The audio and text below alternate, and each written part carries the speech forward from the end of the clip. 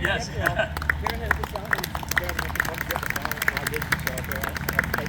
John asked me to say a few words tonight and to be on time. Well, I missed the on time part. Okay, and I am going to try to say a few words. And he asked me to talk about Columbia Pride. So Wednesday morning, I stopped by the park here to see members of the park rangers, the Lions Club, and members of the old Columbia Public Grounds who were getting the park ready for tonight's concert and tomorrow's car show. That's Columbia Pride. I then talked to a local business down here on the corner, Butcher, who's going to replace the damaged banner and the bollards from the vehicle accident at the town square. That's Columbia Pride. John said it's already done.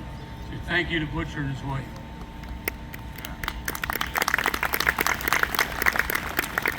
A few weeks ago, Columbia Fire Department hosted the Lancaster County Firefighters Parade.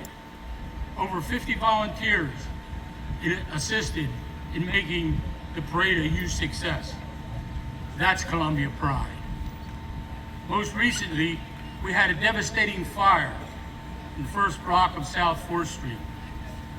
The outgoing of support with donations of clothing, essentials, and financial donations was tremendous. Again, that's Columbia Pride.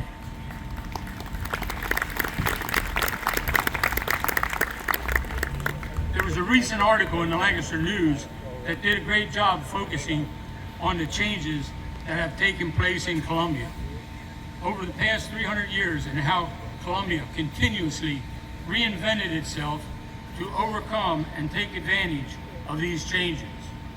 From Wright's Ferry to the canals, then the bridges, onto the railroad, and as the Industrial Revolution began, Columbia reinvented itself with foundries, silk mills, shoe factories, sewing factories, and a thriving downtown business district. Once again, most recently, as these businesses closed, Columbia again began to reinvent itself once again. Who would have thought 20 years ago that Columbia would become a major destination for antiques, the home of the National Watch and Clock Museum, and the Turkey Hill Experience.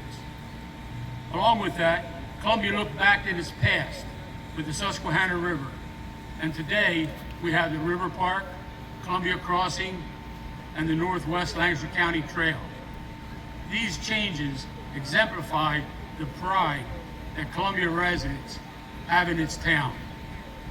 In closing, I'd like to use the words of Congressman Lloyd Smucker, who wrote in his address to Congress that was placed also on the congressional record regarding Columbia's 300th anniversary.